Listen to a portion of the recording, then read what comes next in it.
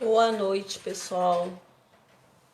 Nós vamos então iniciar o nosso estudo do Evangelho de hoje, como de hábito, elevando o nosso pensamento a Deus, a Jesus, rogando a eles que derrame sobre nós a sua bênção, a sua luz, o seu amor, a sua misericórdia e principalmente também a sua lucidez para que nós possamos fazer uso das palavras do Evangelho como norteador da nossa vida que é a vida espiritual, que é eterna, né? Quando a gente fala nossa vida, não é só essa encarnação, né? Que assim seja.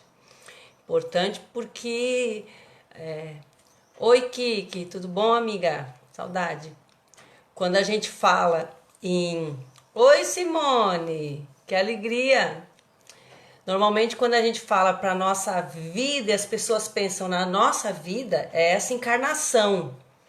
E a nossa vida não é essa encarnação. Essa encarnação, ela é uma fração da nossa vida. A nossa vida inicia no momento que nós somos criados por Deus e essa vida não tem fim. Essa vida não vai se esgotar nunca mais. Então, quando a gente pensa em aprender para a vida, é aprender para usar sempre. Ah, esses teus olhinhos aí também, né? Não vale porque tu me ama, tá, Simone? Então, mas obrigada, tá? Eu sei que tu me ama, eu também te amo pra caramba. Então, o capítulo de hoje que nós vamos iniciar, o capítulo 14, é o capítulo que tem como título Honra teu pai e tua mãe. Bom, ele fala principalmente aqui nesse item de hoje, que nós vamos ver do item 1 ao 3, ele fala da piedade filial. Então, no item 1 e 2 são máximas. Oi, Emílio! Seja bem-vindo, amigo. Então, ele tem duas máximas iniciando esse capítulo, que é: tu conheces os mandamentos, não mates, não cometa adultério, não roubes, não levante falso testemunho, não defraudes ninguém e honra teu pai e tua mãe. E o item 2 tá, honra seu pai e sua mãe para viveres muito tempo na terra que o Senhor teu Deus te dará. Depois eles vão explicar aqui no corpo do texto que essa terra que Deus te dará não é a terra, não é o planeta Terra, né? Ele fala de um lugar no plano espiritual que é nosso e que é uma conquista daqueles que tiveram essa característica, né? Porque é uma virtude necessária, é como se fosse um pré-requisito para que a gente consiga realmente, no plano espiritual, estar com a nossa consciência tranquila. Então não interessa um plano para onde a gente vai depois da encarnação. Desde que a gente esteja com a consciência tranquila, nós estaremos bem em qualquer lugar, tá? Essa que é a questão. Então eles falam da piedade filial e começam assim, ó: o mandamento honra teu pai e tua mãe é uma consequência da lei geral de amor e caridade, ok? Pois não se pode amar ao próximo sem amar a seu pai e sua mãe. Aqui eles falam o seguinte: nós temos que respeitar. Vamos primeiro fazer a questão geral, né? A abordagem geral. Respeitar os pais, amar os pais, assim, a gente sabe, né, mais ou menos do que eles vão abordar. Mas eles dizem assim, ó: honrar seu pai e sua mãe não é apenas respeitá-los, é também assisti-los na necessidade. É proporcionar-lhes o repouso na velhice. É cercá-los de solicitude, como fizeram por nós na infância. Tem determinado momento que eles vão dizer aqui que faz parte do nosso compromisso como filhos fornecer a eles, inclusive, as doçuras do supérfluo.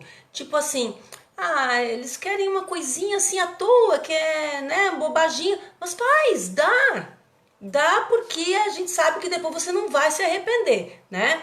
Então, aí eles dizem assim: sobretudo com os pais sem recursos, mostra-se a verdadeira piedade filial.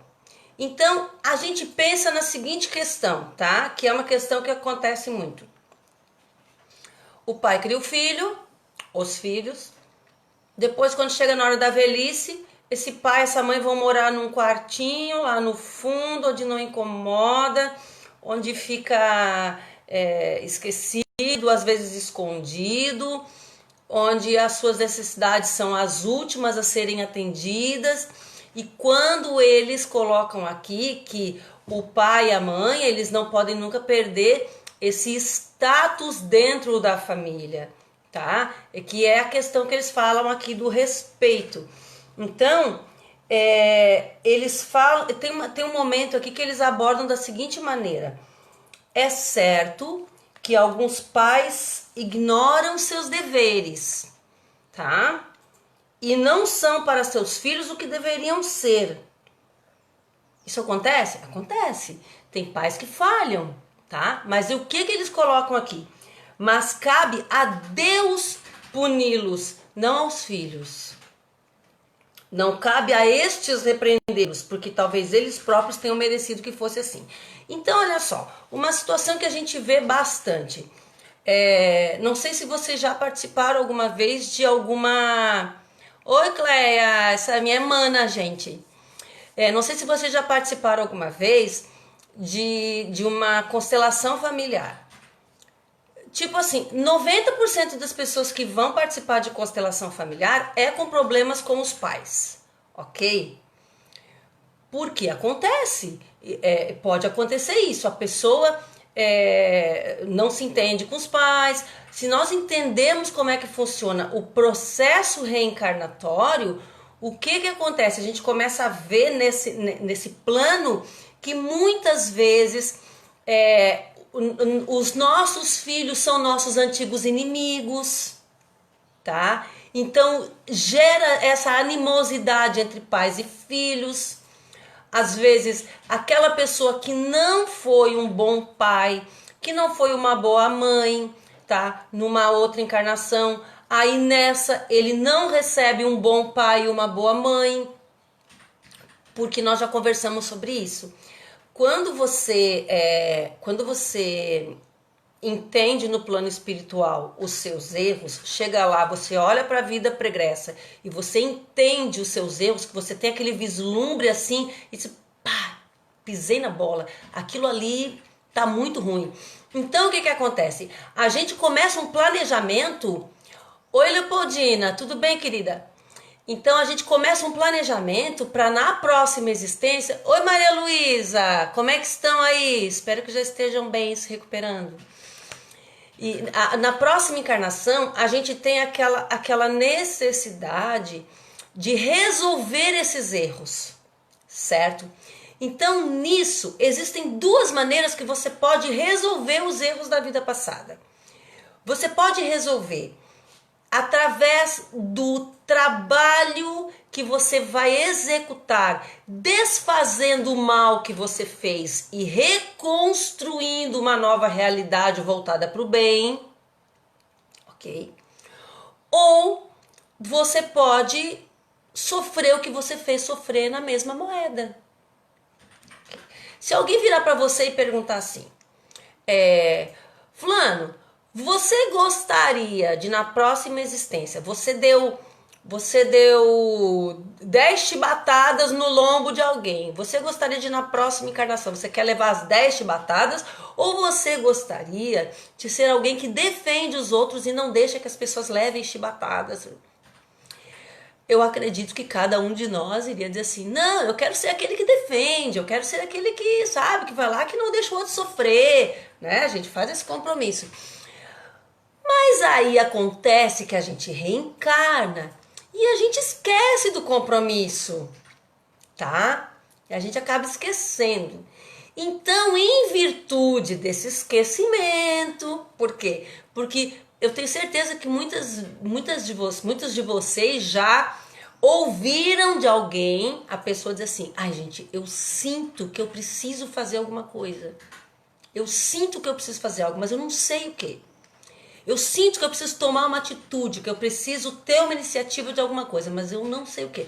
Então, assim, olha a tua realidade, olha as pessoas que estão ao teu redor, olha nas pessoas que estão mais imediatamente ao teu redor. São essas pessoas que foram colocadas na tua vida para que você trabalhe essas virtudes. Então, aqueles que estão, quando uma família é formada, os que estão mais imediatamente perto são pais e irmãos, né? Porque marido, isso você vê depois. Agora, mais imediatamente no núcleo familiar é isso, pai, mãe, irmão. Aí o que acontece? Você chega ali e você não consegue, tá? Se entender. Você percebe a animosidade, mas você não cede. Então aí acontece o quê? Ah, mas Roberto, e aquelas pessoas que são crianças e sofrem na mão dos pais? Olha, a responsabilidade maior é sempre daquele que tem mais conhecimento, que tem mais consciência. Então, claro que muitas vezes uma criança pequena não consegue se defender, tá? Mas aí o que acontece? Aquele que faz, ele tá criando uma dívida para a próxima. Aquele que sofre, ele está quitando dívida. Então, a gente em muitos desses casos, se é uma criança que não pode se defender, isso é um forte indício de que essa pessoa que a gente olha é uma criança, mas é um espírito, é uma pessoa que antes da encarnação ela escolheu passar por essa prova. Ela escolheu passar por essa senda, porque poderia muito bem a pessoa dizer assim, não, eu não quero sofrer enquanto eu for pequena, enquanto eu for criança, eu quero crescer e lá na frente eu quero trabalhar para que as pessoas não passem pelas dificuldades que eu criei. Isso é possível, mas é uma questão de planejamento familiar, de planejamento reencarnatório dentro da família. Entendam o seguinte, ninguém cai de paraquedas em família nenhuma. Ah, vou pegar essa pessoa aqui, vou pegar o Emílio. Ah, vou jogar o Emílio naquela família lá e ele que se vire. Não, gente. Não é assim. A gente não imagina o trabalho que dá, tá? Organizar um planejamento reencarnatório para que a pessoa esteja exatamente na família que ela tem que estar, filha dos pais que ela tem que ser. Então, muitas vezes eles dizem assim, ó, mãe, não rejeite o filho, tá? Que te repele. Não rejeite. Pense assim, um de nós dois muito errou. Então, essa é que é a questão. Mas as pessoas que não têm esse conhecimento dessas vidas, dessas encarnações pretéritas, essas pessoas dificilmente vão chegar nessa conclusão de que ali tem uma criança que rejeita porque no passado essa criança foi agredida, recebeu aquilo ali e fluidicamente os adversários se reconhecem. Então aquela criança, aquele filho que muitas vezes nos repele, que nos dá problema, aquela criança problemática, né? É exatamente aquela que no passado nós prejudicamos. Agora ela veio como nosso filho para estimular o amor, porque um vínculo de amor entre pais e filhos, quando ele é bem construído, eu estou falando bem construído, porque tem muitas vezes não é o fato da pessoa nascer filho do outro que vai fazer amar, tá? Mas quando esse vínculo é construído dentro do respeito, de uma lei de amor, numa troca, tá? É um vínculo que não se dissolve nunca mais. Nunca mais. É um vínculo que vai construir e na próxima existência essa pessoa não precisa mais vir nem na tua família. Vai ser aquele amigo que você vai bater o olho, você vai amar. Entendeu? Aquela pessoa que faz parte de você. Aquele amigo que você não vive sem. Você já criou o laço. Tá? Então esses laços espirituais, eles são muito fortes. São muito duradouros. E uma vez que a gente aprende a amar, acabou. Ok? Você não deixa de amar nunca mais. Ô Miriam, passeadeira, onde é que você anda, bebê? Então, o que acontece? Vamos voltar lá na questão da constelação familiar.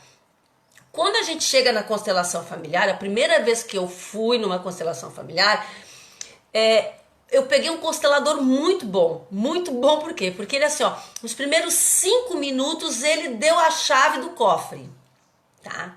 Então, ele disse o seguinte: primeira coisa que você tem que fazer, que aqui eles dizem, o Evangelho fala isso, que nós temos que respeitar, honrar o pai e a mãe, não é isso? Temos que fazer, ok? Isso aqui ninguém vai discutir, porque está escrito aqui, porque está certo. E o constelador falou assim, ó. Primeira coisa que você vai fazer.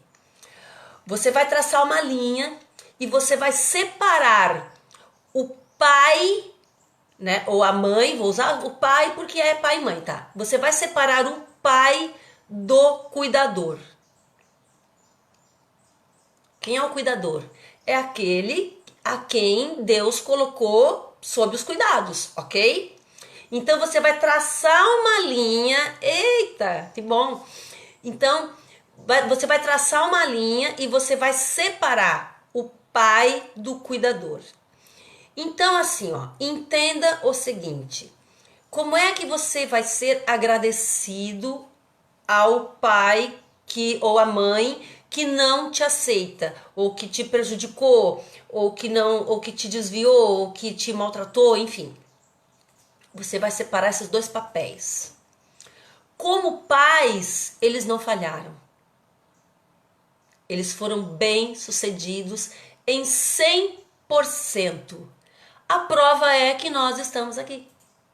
Então, na atividade, na tarefa de pais, de procriar, de te trazer à luz, de te proporcionar a reencarnação, eles foram super bem sucedidos. Então você tem que ser agradecido por isso. Agora, no papel de cuidador, aí é onde ele falhou. Então, se você conseguir, pelo menos a princípio, delinear isso na tua mente e conseguir ser agradecido ao pai, à mãe, por eles terem te concedido, te aceitado, né, para te conceder a reencarnação, isso já te dá assim, um alívio muito grande, entende? Que você consegue já olhar essas pessoas com outros olhos. Porque a questão é a seguinte: quando uma pessoa vai reencarnar, é muito difícil acontecer uma reencarnação compulsória. Ah, eu vou pegar essa pessoa e ela vai, sem escolha, sem consultar ninguém, sem nada, ela vai reencarnar lá assim, na marra. E aquelas pessoas lá têm que aceitar. Não. Isso é uma coisa que pode ocorrer? Pode ocorrer, mas é muito difícil. É um caso ou outro. Por quê? Porque quem está no plano espiritual, e vamos imaginar o que é estar no plano espiritual. Estar no plano espiritual não é estar desencarnado propriamente. Então, por exemplo, quando você dorme de noite ou de dia, né? Mas quando você dorme, você desdobra porque o corpo precisa descansar. O espírito não se cansa. Então, você desdobra e você, no plano espiritual, a tua consciência faz só que você olha, tanto que o próprio livro dos Espíritos diz que inclusive a pessoa, por exemplo, que tem uma deficiência mental, tá? Uma debilidade mental. Quando ela dorme e desdobra, ela entende a situação, sabe por que sofre, sabe por que passa por aquela dificuldade, compreende todos os processos que foram designados. Entende por quê? Porque no plano espiritual, o cérebro físico que ele é dessa vida, ele é uma máquina muito calculista, tá? Muito pragmática. Então, quando você desdobra, não é mais cérebro, é mente. É só mente. Apenas a mente. Oi, Dani, conseguiu hoje? Então, aí a mente, ela assume o processo racional. Então, quando as pessoas vão reencarnar, o que acontece? A pessoa é trazida e aí pai e mãe, ou futuros pais e mães, também são, durante o sono, desdobrados, são trazidos para o encontro, para o entendimento. Ok? Então, imaginem a conversa. Imagine a conversa. Tem no livro Missionários da Luz, do André Luiz, tá? Psicografia do Francisco Cândido Xavier, tem um capítulo que fala sobre a reencarnação do Segismundo, coitado pelo nome, né? Mas o nome é feio, mas a história é bonita. Ali eles contam todo o processo reencarnatório dele, como é que é feito. E é descrito de uma forma assim, poética, linda. Inclusive, nessa história, o futuro filho e o futuro pai eram adversários. Tá? Então, aí a Maria Leopoldina tá perguntando aqui. E quando a gente faz tudo que pode por um filho e ainda assim essa pessoa nos rejeita? Se você fez tudo o que pode, você fez a sua parte, ok? Se você fez tudo o que pode, você fez a sua parte. Agora, uma pessoa, quando ela vem por filho, isso significa que quando é que termina o compromisso entre pais e filhos? Não termina, né? Até que cada um dos dois volte para o plano espiritual. Então, mesmo o filho rejeitando, mas enquanto você está ali, tá, naquela tarefa, você tem que saber que mesmo que ele se afaste, mesmo que, né, que brigue, enfim, mas sempre que essa pessoa precisar de você, você tem que estar disponível. Você tem que ajudar. Mesmo que, esses dias uma pessoa perguntou assim para mim, Leopoldina: ah, Roberto, mas se a gente faz uma coisa que não faz de coração, tem valor? Tem. Claro que tem valor. Tem valor porque imagina, o que é que tem mais mérito? Eu não tô falando que é mais agradável ou se tem mais valor assim, né? Porque valor, o bem tem valor igual em qualquer situação. Mas o que é que teria mais mérito? Você fazer o bem para aquele que te ama, que te aceita, né, que te agrada, que para quem não é um sacrifício fazer o bem, ou para aquele que te rejeita, né? Qual é o que vai trazer mais evolução espiritual? Então, se essa pessoa rejeita, você tem que pensar o seguinte: é aquela história que o evangelho prevê isso, tá, Maria Leopoldina? Ele, inclusive nesse capítulo aqui, o evangelho prevê isso. Que ele diz assim, ó: mãe, aquele filho que te rejeita, tá? Não desiste dele, ama, pensa assim, ó: um de nós dois muito errou. E sempre aquele que tem mais entendimento, mais conhecimento, tem automaticamente mais responsabilidade. Então, a gente tem que fazer a nossa parte. Agora, se a pessoa não quiser, aí o problema deixa de ser nosso, fugir da nossa mão, né? Agora, nessa situação lá que conta o livro do André Luiz, futuros pai e filho eram adversários, tá? Então a mãe entrou ali como uma mediadora. Então a gente sabe que nessas situações o que vai acontecer? O plano espiritual sabe que lá na frente tem um resgate a ser executado, ok? Então, ele não vai juntar duas pessoas apenas, é isso que eu digo, olha o trabalho que dá para organizar um planejamento reencarnatório. Eu preciso encontrar pai e mãe que tenham compromisso kármico. Pode ser bom, compromisso bom, ou pode ser um compromisso de resgate também, ok? Mas eles têm que ter um compromisso, não são dois completos estranhos que vão se unir, não. Tem compromisso, ok? As famílias reencarnam em núcleos, sempre com alguma ligação. Depois, vão saber que lá na frente eles vão precisar reencarnar ali pessoas que vão, nesta família, aprender, vão ser instruídas, vão resolver conflitos, vão realizar resgates. Tudo isso faz parte desse núcleo familiar. Então, todos os filhos que são enviados para aquela família são filhos que têm algum tipo de compromisso. Então, o pai e a mãe têm que saber.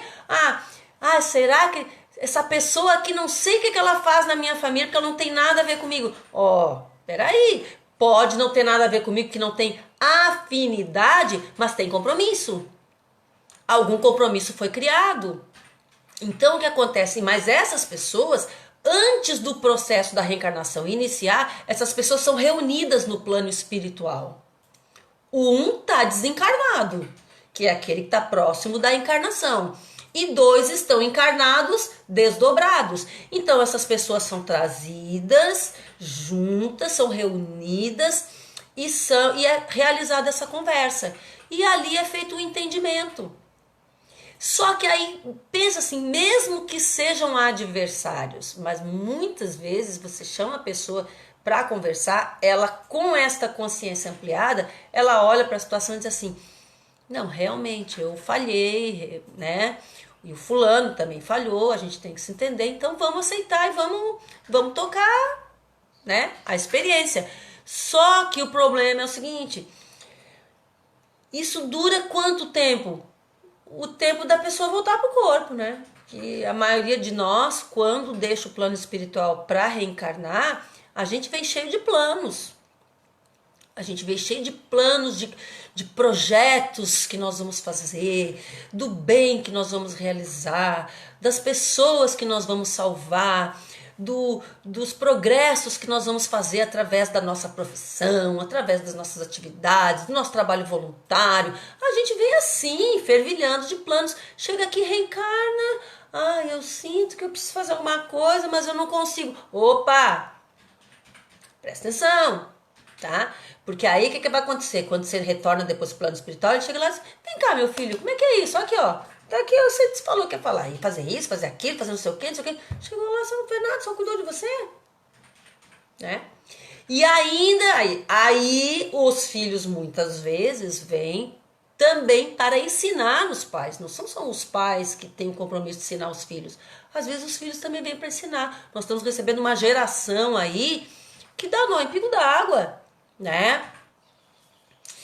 Quem não, né, Maria Luísa? Quem que não lida com isso, né? Todos nós temos. A pessoa que disser assim, ó, eu vivo numa família perfeita que não tem conflito nenhum. Ó, essa pessoa tá no planeta errado. Essa pessoa, algum alienígena desovou essa pessoa aqui e cometeu um engano, entendeu? Porque todos nós que estamos no planeta Terra, nós estamos aqui para resolver alguma situação que ficou para trás. E também para, obviamente, para que a gente possa evoluir, progredir com isso. Porque todas as dificuldades, elas têm o propósito de nos ensinar alguma coisa. Elas estão nos dando uma dica. O problema que você está vivendo agora é como se Deus estivesse dizendo assim, ó, isso aqui é uma liçãozinha que tu tem que aprender. Busca os meios para aprender essa lição. Enquanto você não aprender, você vai continuar revivendo essa lição. Certo? Agora, se tem uma coisa que o plano espiritual, que é uma regra geral no plano espiritual, é essa. Lição aprendida não precisa ser repetida. Então, quer dizer que você vai... Esse sistema que é utilizado na constelação familiar, ele é muito eficiente. Muito mesmo. Porque as pessoas... você separar, tá? Pai, mãe de cuidador e cuidadora, isso já te dá uma, sabe... Por quê? Porque as pessoas falham. As pessoas falham. Nós falhamos como pais.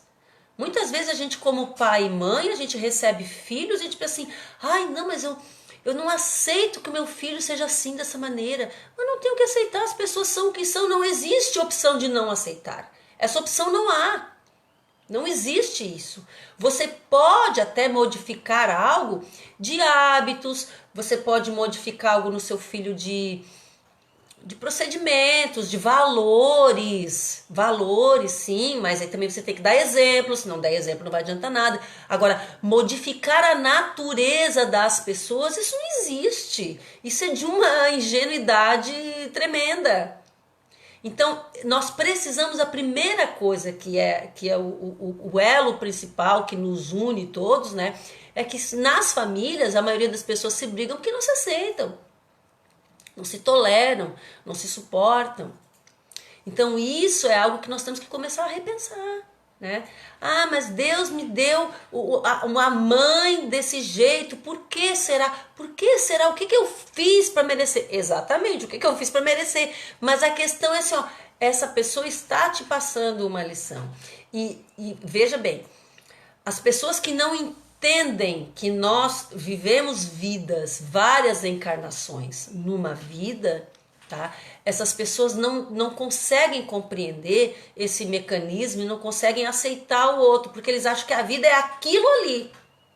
Que a vida é aquilo ali só, que a vida é esta encarnação e que, então, os meus filhos têm que mudar nessa encarnação porque eu só tenho essa.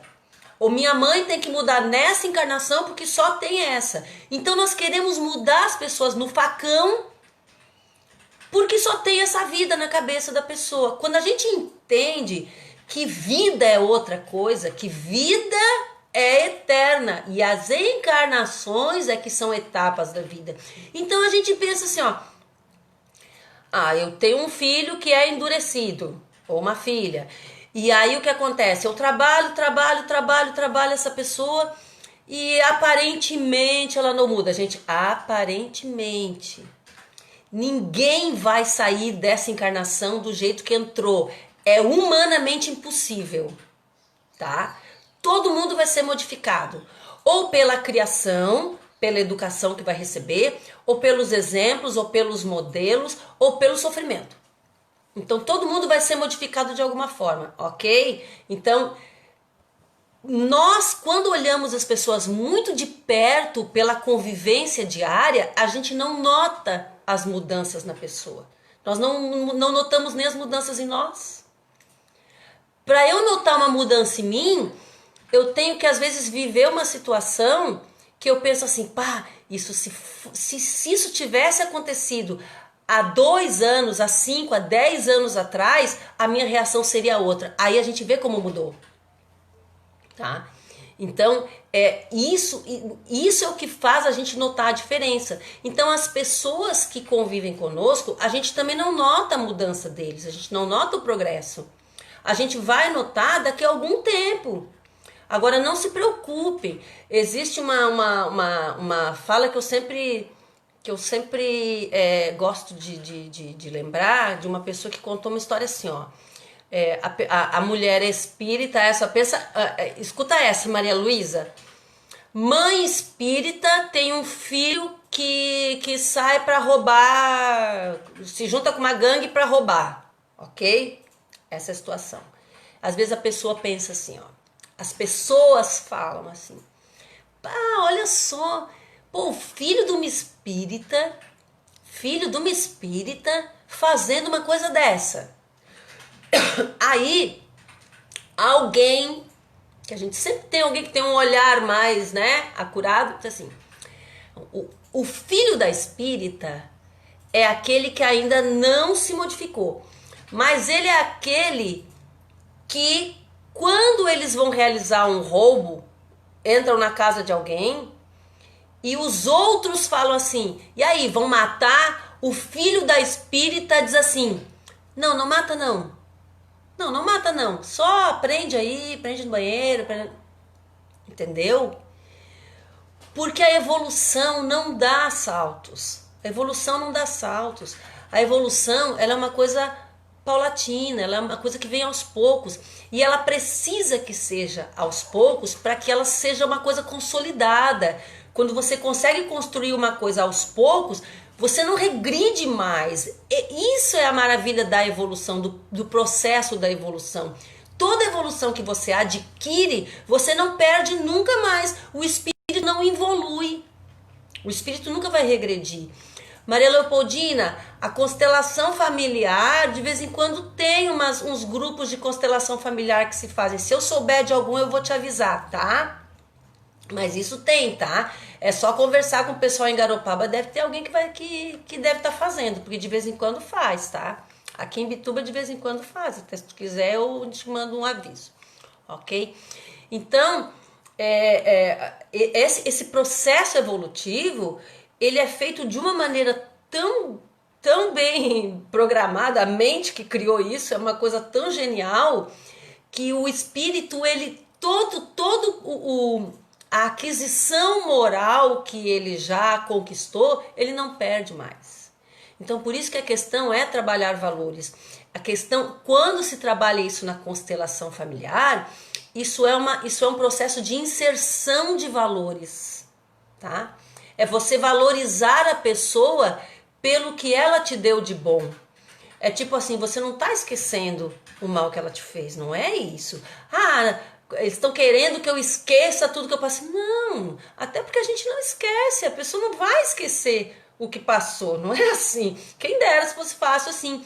mas é você reconhecer que há uma parcela ali de coisas boas. Isso é inserção de valores, entendeu? Isso é você conseguir abrir uma janela para o perdão.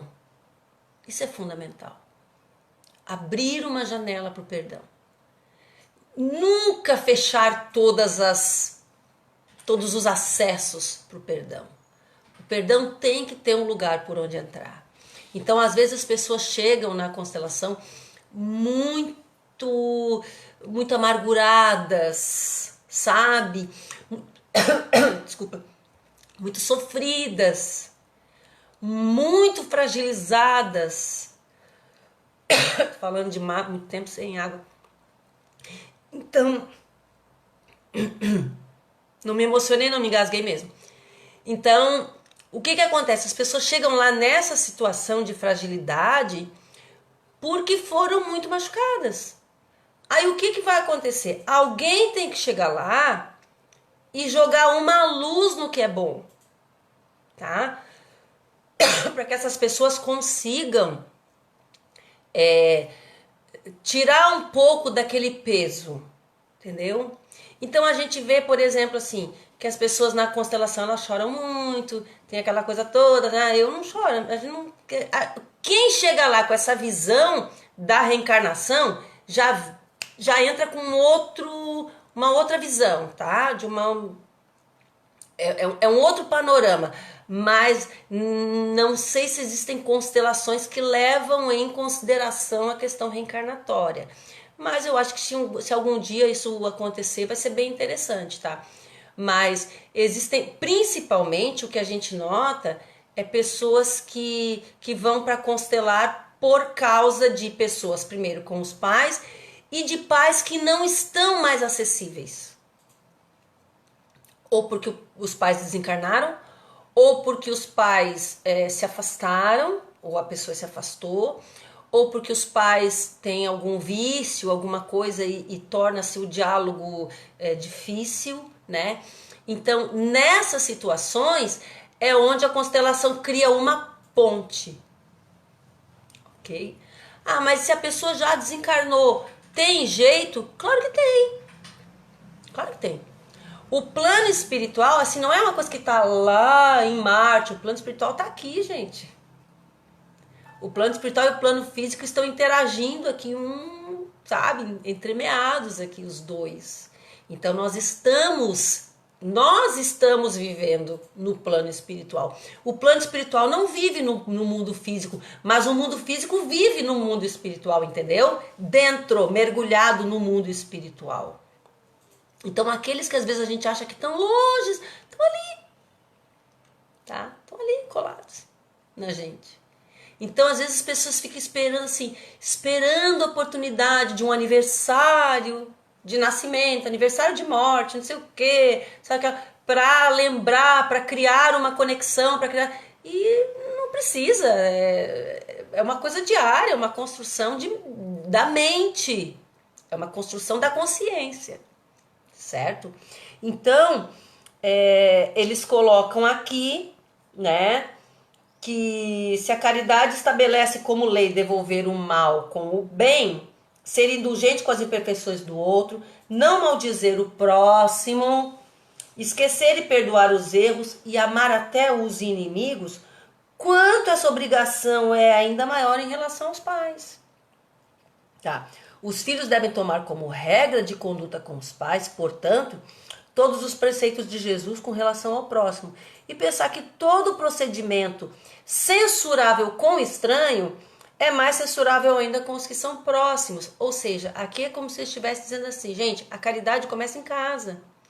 A caridade começa na família. Então, às vezes pessoas, e às vezes de repente alguém pode pensar assim, tá, mas por que Deus coloca perto pessoas que não se tratam bem? Olha, a princípio as pessoas não estão se tratando bem por opção delas, mas antes delas chegarem naquela situação de nascerem como parentes consanguíneos, é porque já houve uma conversa, um entendimento anterior, e elas achavam que dava, achavam que conseguiam e se comprometeram. para que conseguisse. Então, e muitas vezes a gente lembra daquela fala de Jesus assim, ó, ajusta-te com o próximo enquanto estás a caminho com ele, tá? Pô, quer estar mais a caminho com o próximo do que está na mesma família? Né? Não tem mais próximo do que isso, né?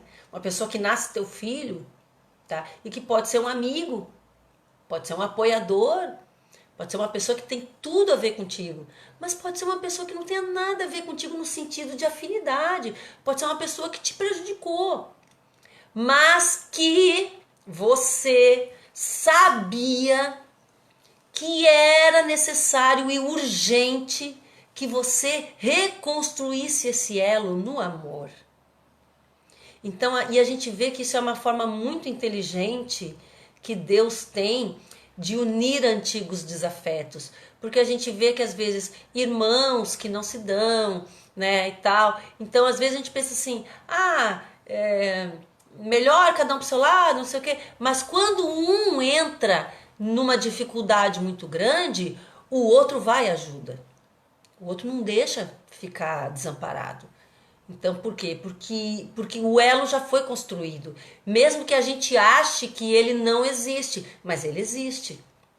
Pessoas, irmãos que conviveram em pequenos, mesmo que tenham se separado depois de adultos, mas o que é a reação natural? Quando um entra num processo de sofrimento, o natural é que o outro corra para ajudar. Assim, não vou deixar em dificuldade, não vou deixar sofrer, não vou deixar passar por uma coisa dessa. Isso é uma reação natural. Então, e entra naquela questão, mas se eu não fizer com todo amor, com todo o coração, não importa, não interessa.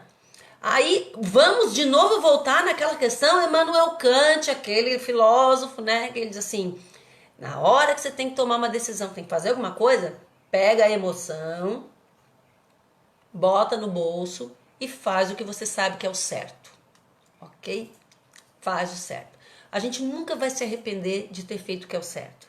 Mesmo que todas as pessoas digam assim, poxa, mas o fulano te prejudicou tanto e você ainda vai lá ajudar? Ajude que você não vai se arrepender. Não tem nada, não tem língua do povo que pague a tua paz e que possa tirar a tua paz. A paz de consciência é uma coisa assim que realmente ela não tem preço. Você saber que você fez tudo o que você podia, tudo que estava ao teu alcance, mesmo a pessoa sendo alguém que não tinha muito apreço por você. Não interessa, não importa. Isso não é entre você e a pessoa, é entre você e Deus. E aí a coisa depois vem, ok? Não que a gente faça esperando essa recompensa, mas é da lei que se vai receber. É da lei, mesmo você dizer assim, ó, Senhor, eu tô fazendo bem para essa pessoa, eu não quero recompensa, mas não adianta, ele vai dar. Ele vai dar porque é da lei, ok? Então é isso. Gente, eu quero agradecer a paciência de vocês, terem me ouvido até agora. Rogo a Deus e a Jesus a todo plano maior que nos abençoe a todos, nos protejam, nos iluminem, que essas bênçãos se estendam a todos aqueles que nos amam, nossos amigos, nossos apoiadores, mas se estenda igualmente a todos aqueles que ainda não nos amam e nos perseguem. Que assim seja. Beijo no coração de vocês, até semana que vem.